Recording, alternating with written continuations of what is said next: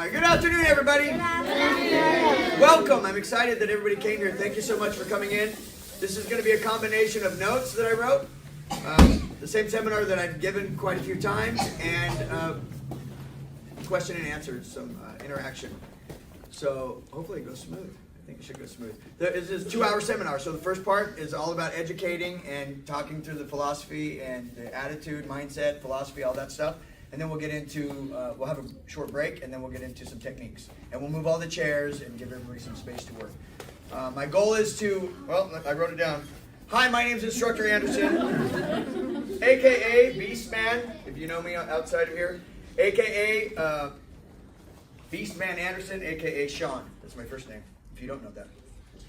I teach the most dangerous things in the safest way to the most innocent and precious people. Tough job. It's a pleasure to meet you if I haven't met you, but I think I know pretty much everybody here. I just met Liam. Liam, new? Liam? Hi, Liam. Everybody say hi, Liam. Hi, Liam. Anybody first time here today besides Liam? All right. Perfect. My goal is to teach you how to use your body as a weapon for self-defense. My goal is to give you information. My goal is to give you confidence. Liam, have a seat. My goal is to empower you. That's the goal. To give you some guidance for what may come natural to you, to give you drive for what may not come natural to you, to give you abilities where you may not have thought that you had them. I'm living my actual dream from when I was a child. I get to dress in pajamas all day, do martial arts, and eat pizza as much as I want. So basically Ninja Turtles fantasy. And I married the woman of my dreams. Yeah, let's give that a round of applause. Oh yeah, Mrs. Anderson, please stand up so everybody can see.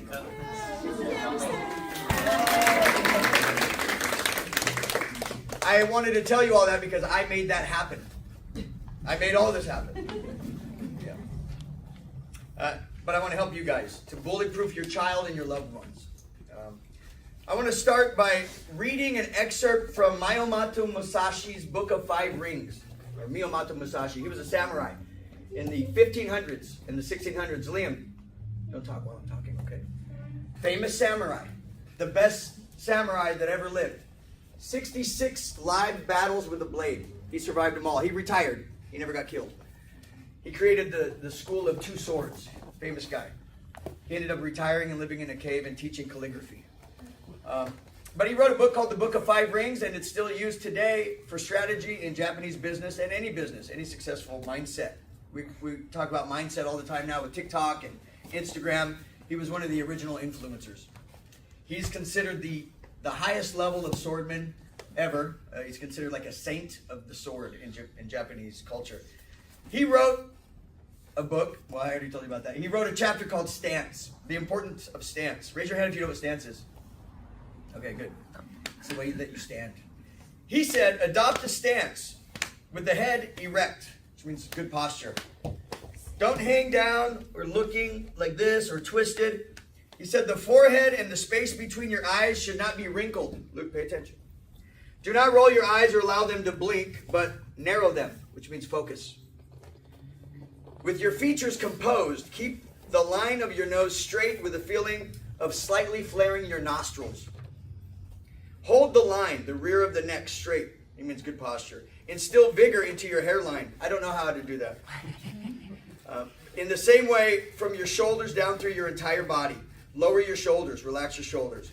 Without your buttocks jutting out. How many times have I told you guys? Straighten your back. Pull your hips forward. Put strength into your legs from the knees to the tips of your toes. Brace your abdomen so that you do not bend at the hips. Wedge your companion sword in your belt against your abdomen. Two swords they had, a long one and a short one. The short one was a companion sword. And he says, so that your belt is not slack. It's called wedging in.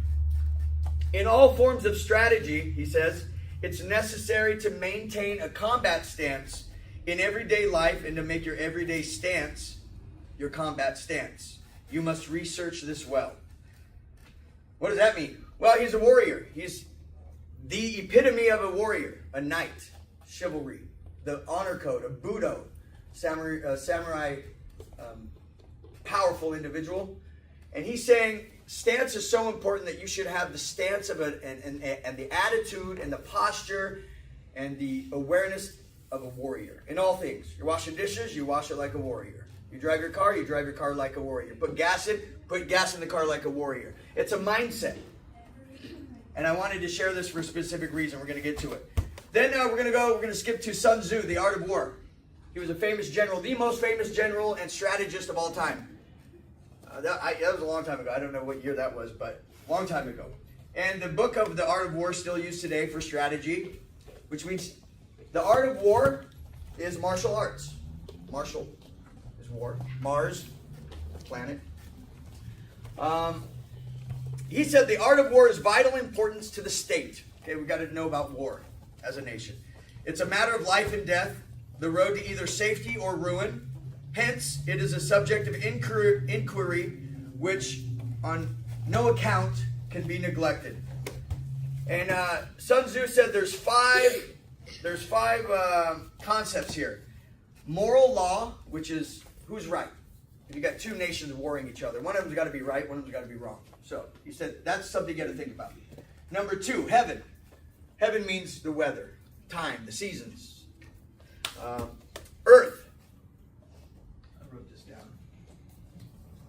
Earth is night. No, earth is distance, danger, open ground, passageways, canyons, the earth.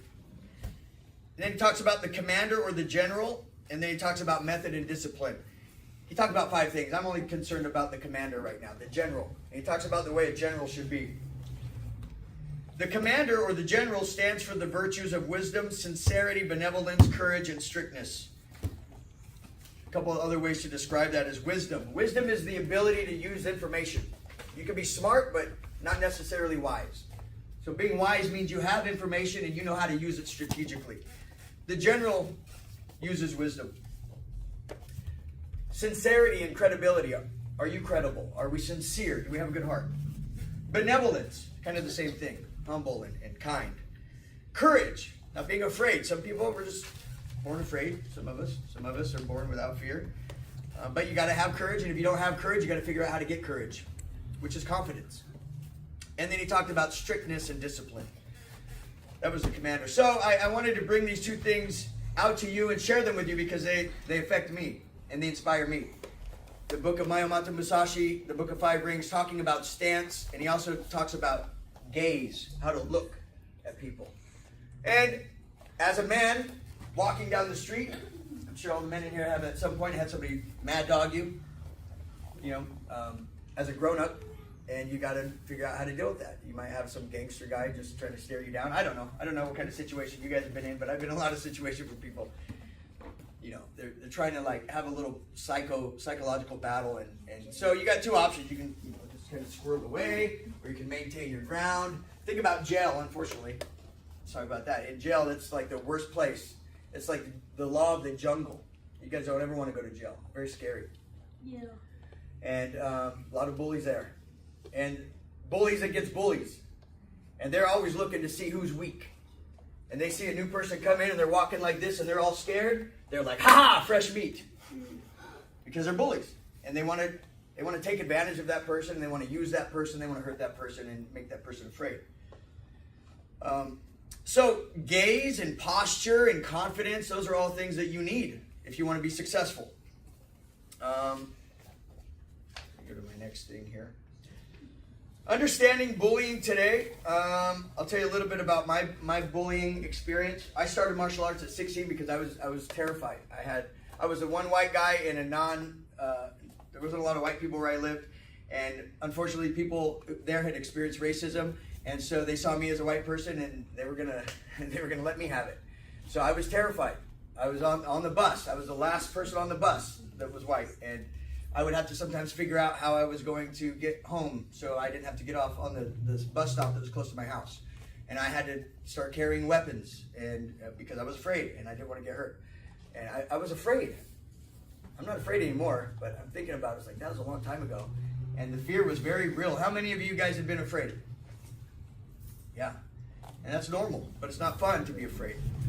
So I started learning martial arts at 16, and I was poor, So I couldn't really afford lessons, so I made a deal with the instructor, the owner, and we didn't have mats like this, we had tile floor, and it was about a quarter of this size. And I would sweep and mop the floor and wax the floor for my lessons. And that's how I started in martial arts at 16. That was 30 years ago. Since then, that's kind of when the bullying stopped, because I learned how to fight. I learned how to hurt people. I learned that everybody has vulnerabilities. Everybody can get poked in the eye. Doesn't matter how big you are. Everybody can get the wind knocked out of them. Everybody can get their wrist broken or their finger broken. And I started realizing, wow, I don't need to be afraid, even if the person's really big and scary looking. If I learn techniques and I learn the science of fighting, then I can defend myself. And I was able to successfully defend myself many times.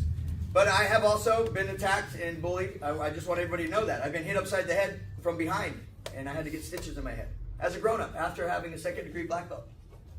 So as much as I want to empower everybody, there's no guarantee that we're going to be safe.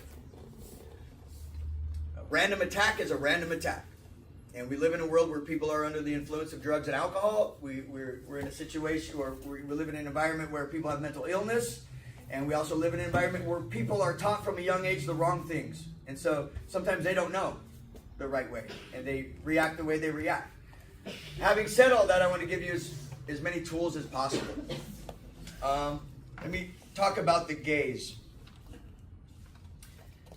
The gaze, Miyamoto Musashi also talked about the gaze. He's talking about how you look out of your eyes. He said the gaze should be broad and large, perception and sight. Perception is strong and sight is weak. In strategy, it's important to see distant things as if they were close and to take a distanced view of things that are far. Or, yeah, you guys know what I mean on that one. Yeah. Distant view of close things. So you want to zoom in and zoom out. Important strategy to know the enemy's sword and not to be distracted by insignificant movements of his sword. You must study this. The gaze is the same for single combat and large-scale strategy. It's necessary in strategy to be able to look at both sides without moving your eyeballs. It's called peripheral vision. So it's kind of like standing here and seeing what you can see without moving around. You cannot master this ability quickly. Learn what is written here. Use this gaze in everyday life and do not vary it whatever happens. Now this is going over the kids' heads, but this is for the grown-ups because I'm talking about mindset. When I was putting this together, I've done this a couple different ways. The ABCs of self-defense, the 5 pillars of self-defense, and now I'm creating something new called the hero's handshake because we can use our fingers. Hero's handshake for self-defense is number 1, awareness, which is knowing who, where, what, when, how. You walk into an area, and you know who the loudest person is, who's the scariest looking person, who's the least threatening person. You just take inventory, you look around. Walk into a restaurant, look around. Go to the grocery store, kind of look around. Go into Walgreens at 2 in the morning, you're parking way across the parking lot, walking through the dark. We're not doing that, I hope. Not here. But we're looking around, right? We don't want to be walking by people that are hanging out by the bushes. We don't want to be having our purse out and our iPhone at 2 in the morning, right? Fancy rings and jewelry. You go traveling. Anybody go traveling? You go dressed to the nines when you travel? I hope not. I'm going to tuck all that stuff away because you don't want to be an advertisement for a bully to come get you or a predator. So that's why I'm talking about the mindset for the grown-ups. For the kids, we're going to talk about the 5 fingers of the hero handshake. Number 1 is awareness. And as I said, awareness is who, where, what, when, how, taking inventory, but it's also the perspective and the mental attitude that you have. And as parents, you have to instill that into your kids. So some of you private school your kids, I think, right? Raise your hand if you private school. Wow, okay. Raise your hand if you public school. Okay. Yeah, put your hands down. So you're sending your most precious inventory to a place for 8 hours, 9 hours, where you have no control. And you are relying on the system to provide security and strength and safety for the kids. How many of you have seen the bully videos on Instagram, on YouTube, where they're in the bathroom, the girls are beating up the one girl, or the boys beating up the one boy? At Lucas School, what, was it yesterday? Last week, somebody got beat up in the bathroom and the cops had to come and put someone in jail and the other person went to the hospital? Yeah. And Instructor Catherine, where's Instructor Catherine? you were telling me what was going on with some of those girls you were telling me about? I have a friend and a random group of girls, and they were being teenage girls, and they were texting her and calling her from lots of different numbers. And it was nothing substantial enough to talk about, but it was just constant harassment and bullying. Thank you. Yeah. So, it's a whole other ball game. I was born in '78.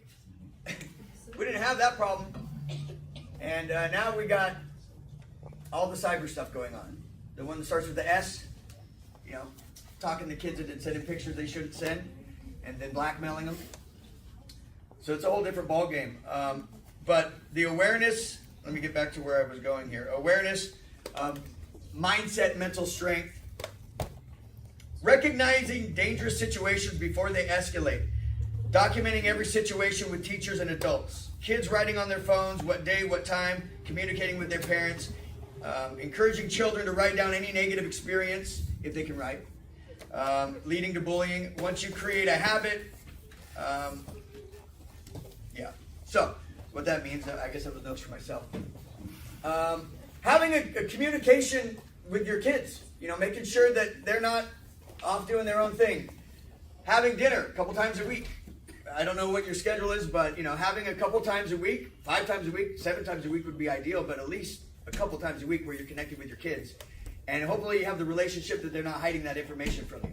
Because we're talking about bullying at the schools where you don't have any control, and sometimes these are our children. They're not fully developed in their brain. They don't know what to tell you. They don't know how to communicate most of the time. So, and then as parents, I have 4 kids of my own. We don't want to be so tightly controlling that they don't want to tell us anything. Does that make sense? So it's that fine balance. And, you know, you want to be the friend of the kids, but, you know, at the end of the day, you're the parent. And it's cool to be friends, but, you know, you're the parent.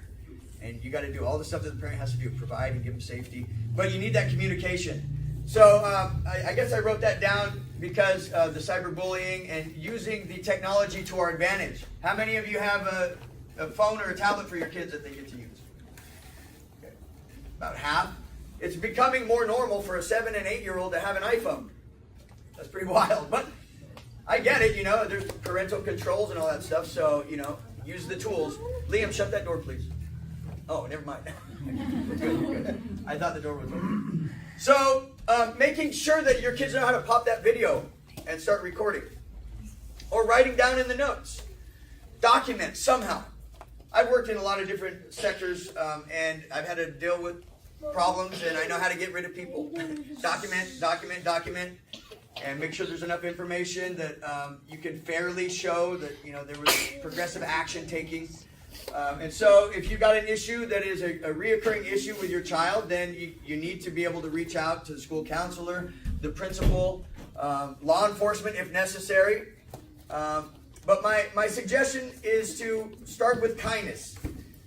Don't go down there kicking in the doors like you're going to tear everything up, because that's not going to do anything good for you. And I understand when your kid gets bullied, you know, that's pouring salt in your eye type of thing. But you can get more out of kindness than you can with aggression. One of the things that Sun Tzu said, the great strategist, he said, the person who's able to win the battle without violence, that's the ultimate. And he's talking about using deception and warfare and all that type of stuff, tricks. However, whatever, at the end of the day, you got to get the results. And the result is safety for your child. And if that means pulling your child out of the school, that's something you're going to have to do. If that's a reoccurring situation. I'm just throwing out some options because I've had a lot of people come to me, you know, where do you go when your kid gets bullied? Go to the police? You're going to say, oh, you're going to have to figure that out. Yeah, you go to the martial art place probably, right? You sign your kid up and you're paying that money so that they get all the stuff that they need, right? And the expectation is huge. Try teaching a 6-year-old how to wrist lock without them getting hurt. So, kind of describing the problem. I think everybody can identify with that. And I want to put you in my situation as a martial art instructor who I love these kids. I'm sure you guys all know that. I have to provide a safe place that's fun, that they want to keep coming back to. I have to make sure their body's getting in the condition it needs to do what they want to do, because We're not born ninjas. It takes a lot of work, a lot of squats, a lot of push-ups. And we got to make it fun. Those two things don't work. Squats and push-ups, not that fun. And then when I have the right ingredients, I can teach some very effective self-defense. But I don't want Sophia hurting Luke. I don't want Joshua hurting Sophia. I don't want Davide hurting Liam. So what do? Well, sign your kids up and keep them signed up because it's a long road. Does that make sense? You are good at whatever you do, a lot. I did check stand in the grocery store for 20 years. I could do that with my hands behind my back without even looking down, while I'm on the phone, while I'm talking to corporate, while I'm dealing with employee issues and a customer complaint. Because I just put in the time, and now I do martial arts full time. 30 years on that, and this is a way better situation. But you got to practice these things with your kids. So role play, that's something you can do at home. Pretend you're the bully. Talk to the kids, ask them, what do you think a bully is? What does a bully look like? Imitate a bully. It's funny to me when I have some of the kids, instructors, younger instructors, I tell them to do something for me or replicate something I've shown them, and then they put on my persona. It's pretty hilarious to see how they see me through their eyes. And so we want to see what the kids see. What do they think power is? What do they think weakness is? So that requires spending time and thoroughly getting the inventory of what's in their mind, and then addressing those issues. So the role playing, we do some of it here, but we're going to have to do a lot more. And I'm hoping that you guys can find some time to do that at home if you want your kids to be successful. If there's a bully situation. Now the other thing is bullying at school is a lot different than dealing with an attack as a grown-up, and I have to address both of those things here with this mixed group. So bullying for kids. If you guys are getting bullied at school, you need to, number one, what do? Tell a teacher. Number one, a teacher that you trust. If you know that there's a teacher that doesn't really pay attention, don't tell that teacher. Tell the teacher that is always paying attention and that is a good teacher. Tell your parents. Number one, all the time. Tell them everything. Tell your parents everything. Everybody understand? Yes, your parents are your number one fan. They love you more than anything. And if you're here, they love you a lot because they're trying to give you the tools to be successful. All right, let's move on to the next one. So that was all awareness. The first, the thumb of the hero handshake. Awareness. Which also includes mindset. Which means perspective change. Okay. Number two. Hero handshake. Confidence. How do we get our kids to be confident? Some people are born the life of the party. I'm a Leo. This is how it goes. I'm always going to be life of the party. Ask my wife. Kind of introverted, and I'm the one who puts on the show. But if you're not a Leo and you're introverted, you still got to have confidence. How do we get confidence? Sign your kids up for martial arts. We break a board. Do you think that makes them confident? It does make them confident. Yeah, because when you see that board the first time, there's no way I could do that. And then you do it, you're like, that was actually pretty easy. And then you do it, and it gets harder and harder and harder, and every time you do it, you achieve something, and you build the confidence muscle. And just like we want to build our bodies, we need to build our mind and our confidence and our spirit. What else did I write for confidence? Confidence is what Miyamoto Musashi was talking about when he was talking about stance. Good posture. Eyes. Another way to be confident is speak loud and clearly. Everybody say, yes, sir! Yes, sir! Yeah, you can do it here. Well, that was fantastic, actually. You can do it here. You can do it anytime there's somebody coming up trying to attack you. You can say, stop, back off, leave me alone. Everybody say, stop! Stop! Back off! Back off! Leave me alone! Leave me alone! That might be all you need to do to get a bully to leave you alone. That is a very powerful thing. How many of you have ever seen somebody get arrested?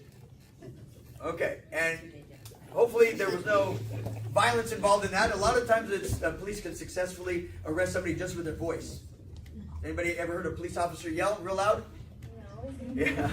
They get loud, and it's pretty scary. They got guns and badge and uniform and lights. It's like, whoa.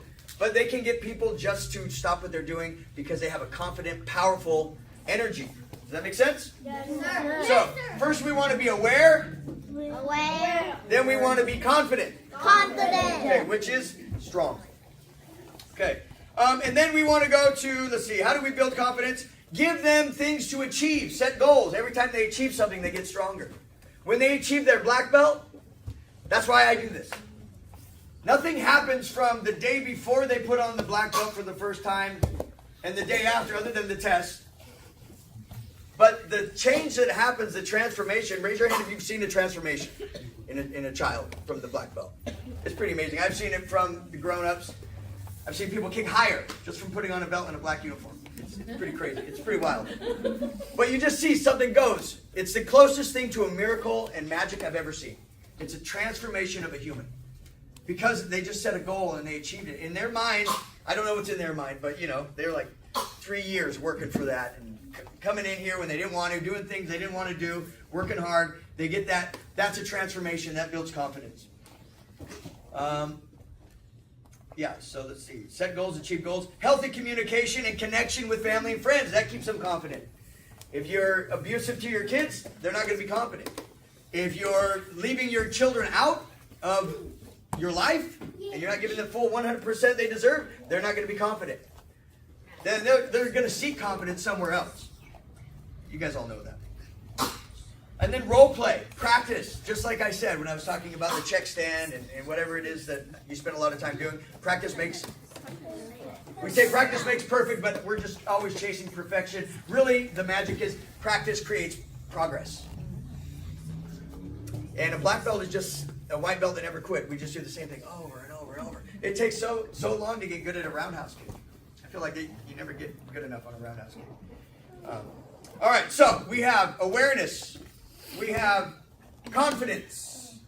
And then we have kindness. Kindness, how do we deal with a bully with kindness? Well, we said stop, back off, leave me alone. Very powerful, and that was very strong. Sometimes you might just use kindness. Which means, and this is kind of for grown-ups too. How many of you ever been cut off on the road? I think I've beaten that reflex. That was like my last vice. And now I just they're in a hurry. I'm just going to slow down and relax. My instinct. People have two instincts, fight or flight. Mine's fight. All the time. And now I have to train myself to kind of just relax and be peaceful. But I realize that if I meet aggression with kindness, sometimes that's all you need to do. And don't underestimate the power of kindness. A soft voice. De-escalate with your tone and your words. And if you have to say things like, I'm sorry, I was wrong, you're right, I apologize, and that prevents a fight, and that prevents a hospital bill, and that prevents charges from law enforcement, do it. There's nothing to prove. We're just trying to get home with our family, right? And be safe. Match the energy and try to de-escalate. Kindness. The thing I put under kindness was the first response is to diffuse the situation before it escalates. I got all this from my law enforcement friends. It's called articulation and communication. You need to be able to communicate. Now, kids, when you're getting bullied at school, if you're getting bullied at school, you need to communicate that to your parents. Communicate it to the teachers. Parents, if you're dealing with that, or an issue with a violent attack against yourself that doesn't have to do with the kids or bullies, articulate. I said kindness because I have this under the subtopic of kindness, because that's our chance to either escalate or de-escalate. And so putting your hands up like this instead of like this, that's one little tip you could do. You can say, hey man, look, I don't want to fight. It's all good. I'm sorry. But I'm still ready, just in case. But this looks good too with everybody watching. You're like, hey, look, I don't want to fight you. That's another good thing to do. If you guys are ever getting attacked, put your hands up like that. Say, I don't want to fight. Make sure everybody can hear. Because then if you do have to do something, you have a lot of witnesses that show and say and observe that you said clearly you didn't want to fight, which is communication and articulation. On that note, if somebody keeps coming at you and you put your hands up, we're going to do a little role play later. I'm just still throwing out philosophy at you. You can put your hands up and say, look, I don't want to fight you, and I'm sorry, but if you touch me, I'm going to knock you out. You can say that. You can say that. That's not a threat. You're just telling them what's going to happen. And then if there's a difference between threat. I don't threat. I never make a threat. I just let people know, hey, listen, I don't want to fight. If you touch me, if you try to hurt me, you put your hands on me, you get any closer than what I said, stop, I'm going to defend myself. I won't tell them where I'm going to hit them, because that's going to give them too much information. So you want to match the energy, you want to articulate, you want to communicate. You want to see what the immediate threat is. Is there a threat? What's another good way to get out of this situation? Run! I ran several times. I didn't talk about that, did I? Oh, yeah. Oh, yeah. I used to have to deal with people that were on drugs and alcohol, and I would have to be the one to deal with them. And sometimes there was nobody else. And sometimes they would chase me and try to hit me, and I would just run back. Or sometimes turn around and run real fast until they got tired, and then I would go back and tell them, you need to leave, or whatever the situation was. They would get mad and run away. I'm faster than them and stronger. I don't want to hurt them. And most of the time, they get tired and they leave, to be honest with you. All right. Let's see, the first one was what? Awareness. That means we're looking around and we know who's around and what's going on. Number 2, confidence. Everybody say confidence. Confidence. And then kindness. We want to try to use kindness before we have to defend ourselves. And then the ring finger, power. Power. Power. That's using your words like you did. Everybody say, stop! Stop! Back off! Back off! Leave me alone! Leave me alone! That's power. Very powerful. I like it. Using your words and your body and body language to demonstrate your power. Now, if you got to take action, when you take action, after you warn them that you're going to take action, it needs to be precise.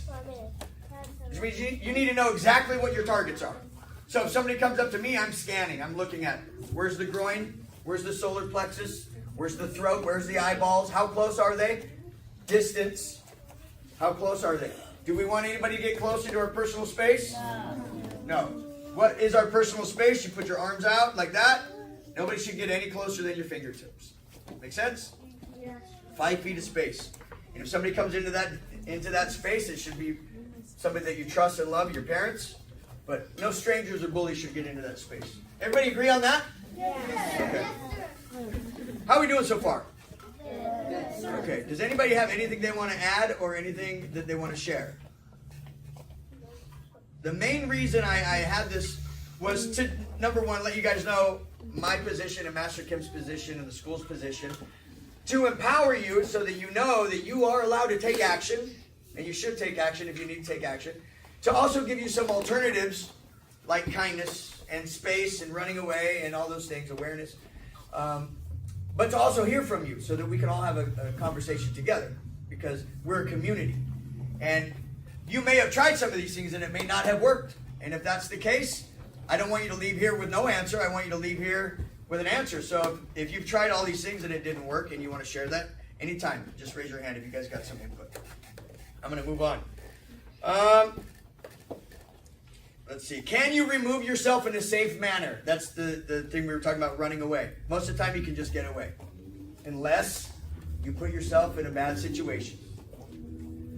And we'll talk more about that in a little bit. And if there's no other opportunities, that's when you do the violence. Make sense, guys? Yes. I teach violence for a living, but I don't like violence because I don't like hurting people and I don't like getting hurt. And I don't want you guys getting hurt. The last thing was the pinky, and that was mercy.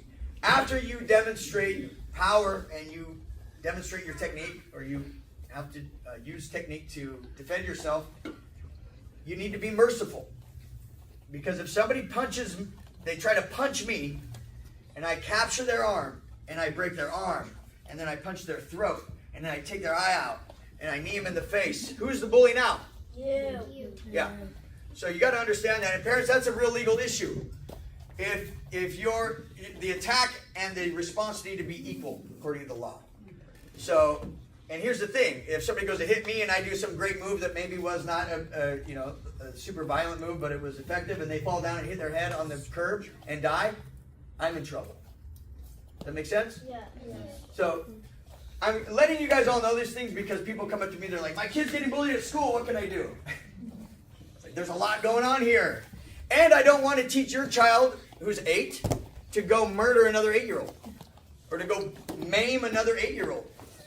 Because kids are kids, and unfortunately they do things that are not smart because they're kids. Make sense? Yes. So specifically for the bully situation at school, I'm gonna say communicate, track, keep notes of everything, and litigate as much as possible. Use the avenues of our society, which is a civilized society. We're not living in the bushes like cavemen in tribal warfare. We have a lot of options, and unfortunately you get caught sometimes and you got to do what you got to do, but we want to use the right tools as much as possible. But at the end of the day, you've got to defend yourself. Any questions on that? Okay. Let's see. So what is a bully? A bully is somebody who is probably really insecure and they need to take it out on somebody else. A bully is somebody who is aggressive, predatorial, looking for someone to control or hurt or scare. But most of the time it comes from a deep psychological or, some major issues that they have. But again, we're talking about mental illness, maybe some type of chemical imbalance in the brain.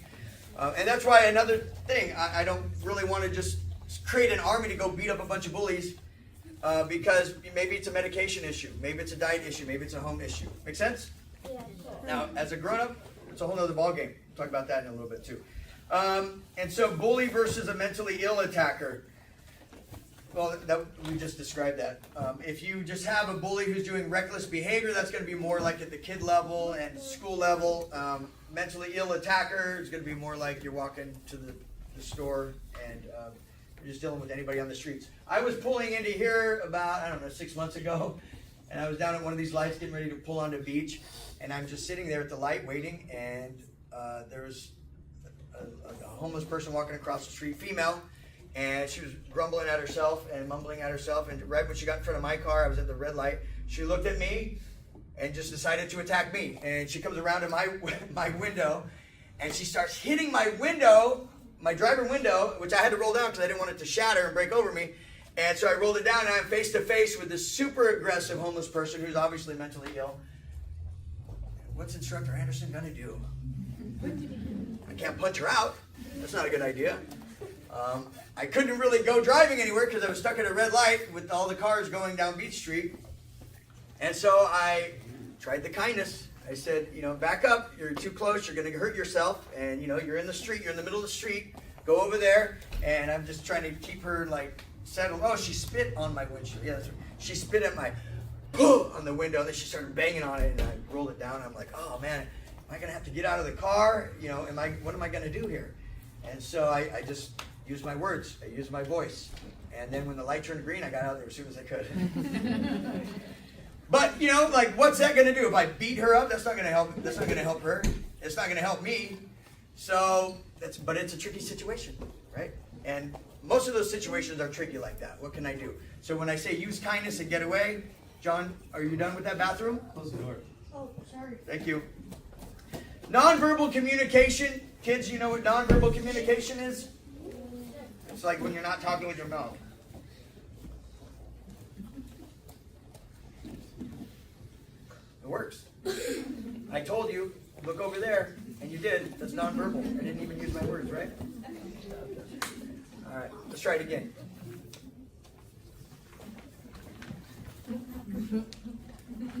Yeah, give a round of applause. Nonverbal communication. It means I didn't use my words. Can you communicate without using your words to somebody who's walking up to you and is getting too close? Yeah? Watch, do it to me. Sophia, come on up. Pretend you're just kind of crazy. You're just getting close. Okay? Go ahead. Hey, it worked. What did I do? Yes, give a round of applause. What did I do? I backed away, which said, I don't want to be close to you. I put my hands up and said, stop. Everybody knows stop, right? And I shook my head, no. I do that a lot. Actually, I have a lot of people come up to me and do weird stuff, and I'm just like, yes. What if the kids come up and they're, more than playful and just slam your head down on the bleachers? at what point do you say, okay, that's not playful and fun, I'm being it, like, when do you need to be like, I'm not gonna get in trouble, I'm defending myself, because this behavior is just not nice, like, when does Kimberly need to be able to know this is okay to defend As soon myself? as she says, as soon as you say no, that's it. She has to get up and say, stop. Yes. Use your words, use your body. We have to communicate.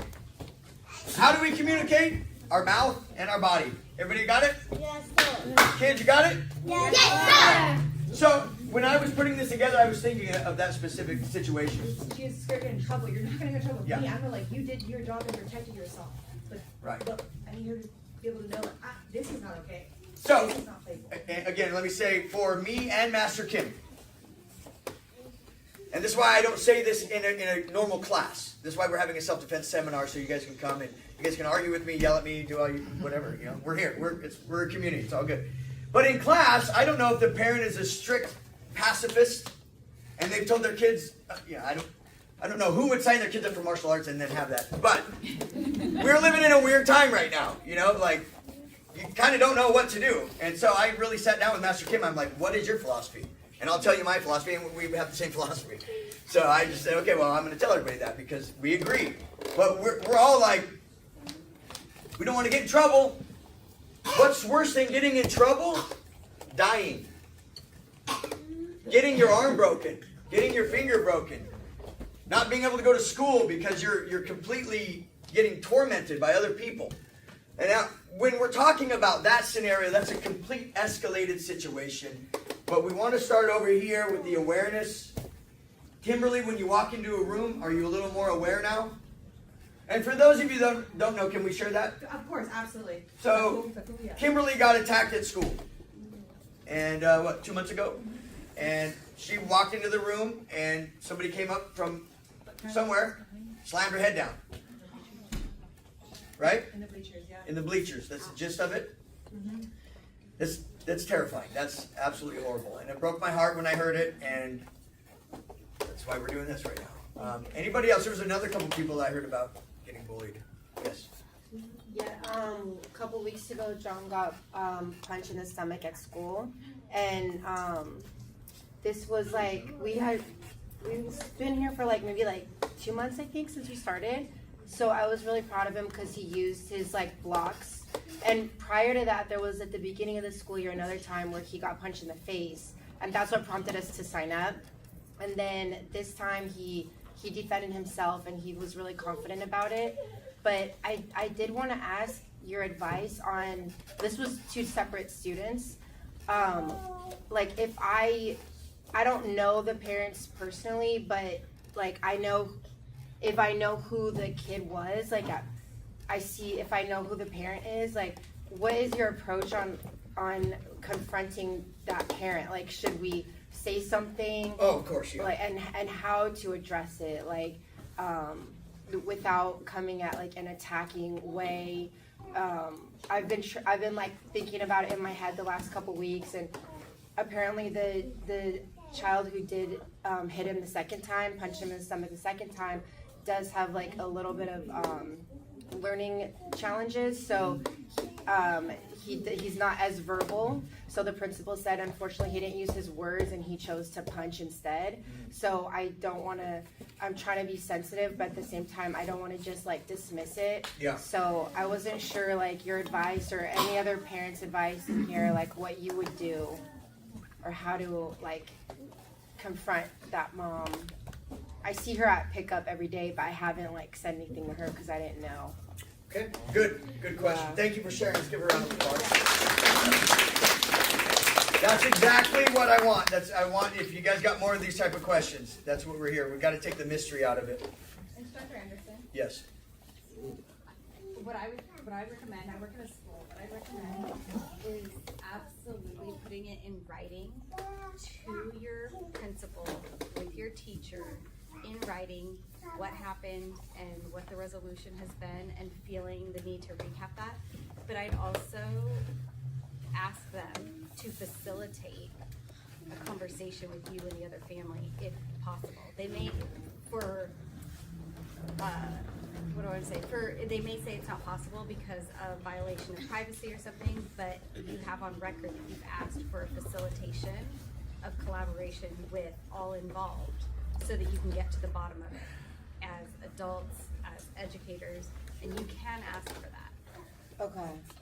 Love You it. can start there because that involves the communication piece of it and the documentation that you have asked for school support.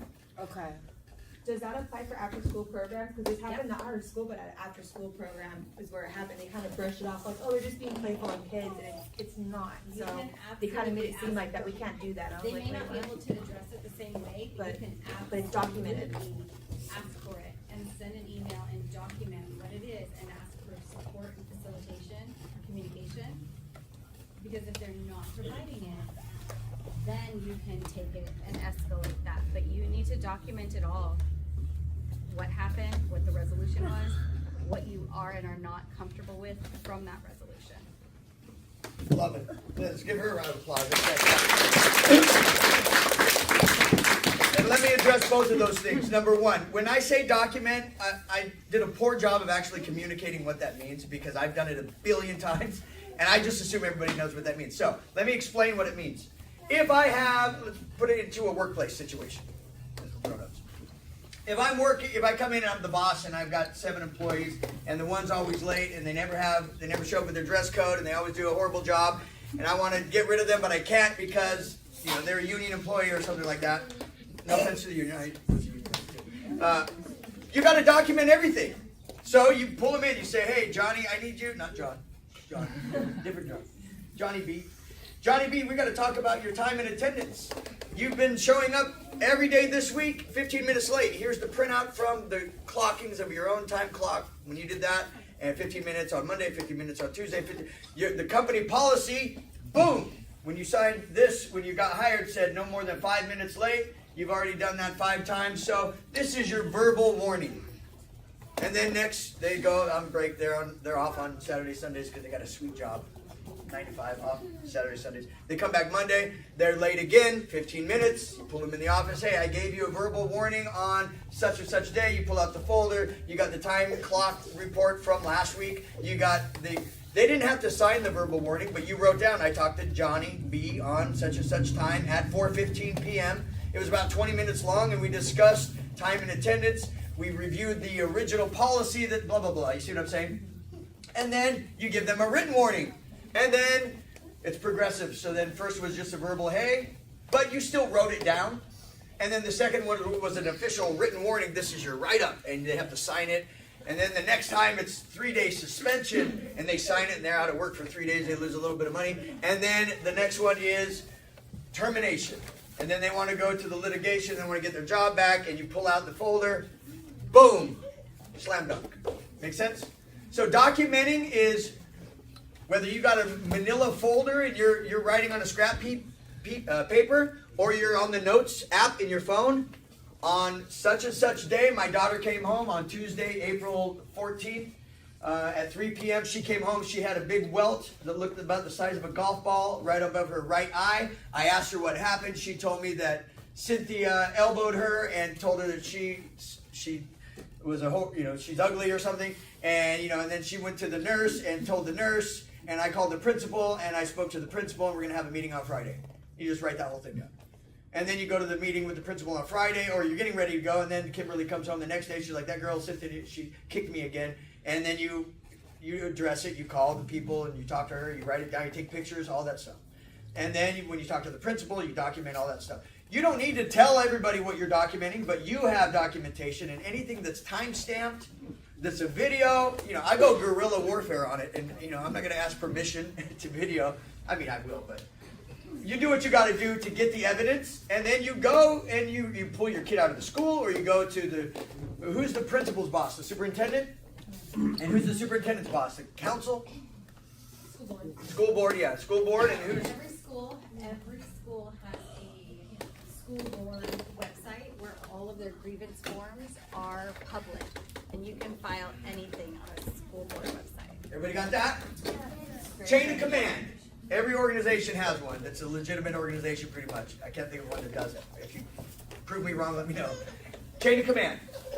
And then keep all your, cross your T's, dot your I's, document everything. Any questions on the documentation? Pictures. Like, imagine you're going to court. That's how you would document it. Yeah.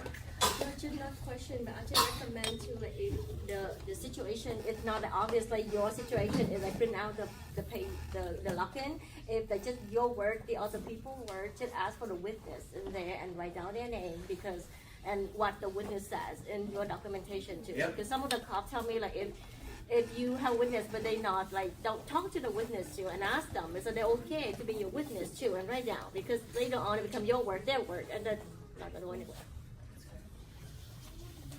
Does that make sense? Any questions on documentation? No, so. Okay. We're coming up on the bottom of this hour, and we're going to have a little break.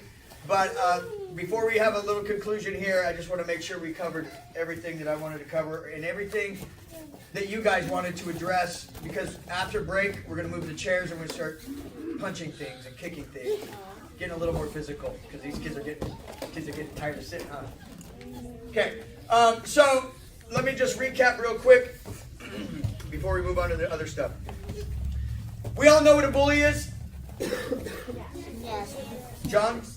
It's someone that's really mean and so say sorry, he's not going to apologize. He's just gonna keep on doing it and doing it every time, every day. Yeah, that's definitely a bully MO. And like locker, and sometimes they That might be on TV. I don't know if that's real. All right, thank you, John. I wanted to address Mrs. Rumalito. Yeah. Did I get it right? Yeah. Mrs. R. Pamela. Pamela. Okay, you were saying something else, but I don't think Like I how did. to confront the. Oh, yeah. Okay, so we were talking about getting a school official involved. Fantastic. But also, kindness.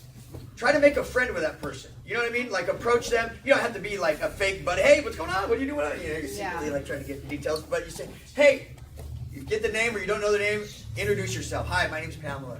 Good to meet you. I see you all the time here. Your kid, my kid over here in room C with Mrs. Harrison, whatever, blah, blah, blah. And you're like, hey, I want to talk to you about something because my daughter came home the other day or my son came home the other day and they said da-da-da-da-da. And, like, I just want to bring that to your whatever. I want to bring it to your attention as a fellow parent.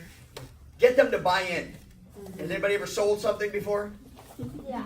Yeah, you try to influence, try to get them to buy in. But, it doesn't need to be cheesy or fake. Literally, you're going to them as another parent, as a mother. And you're like, hey, this is what's going on. How can we fix this? Everybody got that? Yeah. Try that, and that might work. And if it doesn't work and that person, like, my kid does no wrong. Yeah. And the other thing I'll say this is, having your kids in martial arts is great for them to not be a bully. Anytime we get somebody here that starts to have that like bully mentality, they're out of here. But we try to do everything before that happens because there's a lot of things that could be going on. It could be a medication issue. It could be a situation at home that's not 100% what we want. However, these guys being in a positive place where they're being empowered is number one. Now, I'm not saying you guys should keep your kids here forever. I'd love that. But I'm just saying in general, as a martial artist, as a man, as somebody who's grown up with a lot of different scenarios and situations, and being in different martial art groups and organizations, training in the jiu-jitsu groups with those guys, training in karate with those guys are not bullies. It's like a brotherhood or a sisterhood. It's like a family. We're all martial artists. There's like a code of honor. And we are the anti-bully. This is the anti-bully place. This is the hero training place. Everybody understand? Yeah. So we're trying to do everything we can that is not violent or disruptive or dysfunctional. And we're trying to do it the right way, the kind way, the positive way. And then at the end of the day, if we've got to, flex and use power, then you've done everything. And then, you should be able to punch and elbow and defend yourself and choke and break and all those things. Make sense?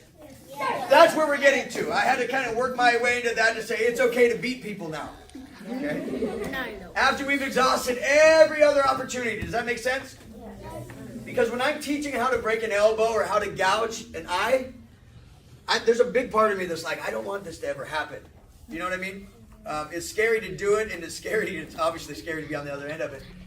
But violence is terrifying, and I love being good at it, but I try everything to not do it.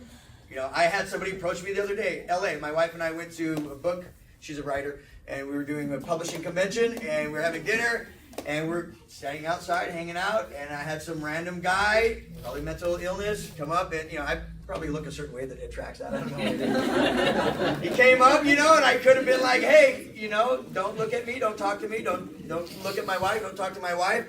But I just kept my mouth shut, and I de-escalated it. And I was like, and then he left, and I was like, wow, that's pretty easy. I've got nothing to prove. I don't need to go beat people up, you know. And so it's nice to just be friendly and be nice, you know. And sometimes you can solve a lot of problems that way. Is the whole point of bringing that up. And I just want to say one more time, I want to fully exhaust all other avenues before we start putting hands. Okay, guys? Because putting hands there's real consequences. Having said that, Kimberly, when you say no, that's your right. Everybody has the right to say no. And when somebody goes past that, even if they walk toward you and they haven't put their hands on you, if you said no, you get to punch them. Do you move?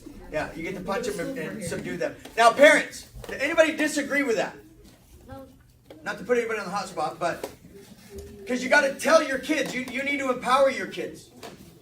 That's why we're doing this. Parents can talk to me, I can talk to parents, kids can talk to parents, kids can talk to me, and we're all one unified consciousness. And I just want to make sure we're all on the same page. I'm not giving a green light to go out and beat people up, obviously, but when it comes to technique, I want it to be swift and powerful. Okay. On that note, let's do a quick break, 5-10 minute break. Take a bathroom break, and we'll move the chairs, get coffee if you want, get water, and we're going to come back and practice some technique.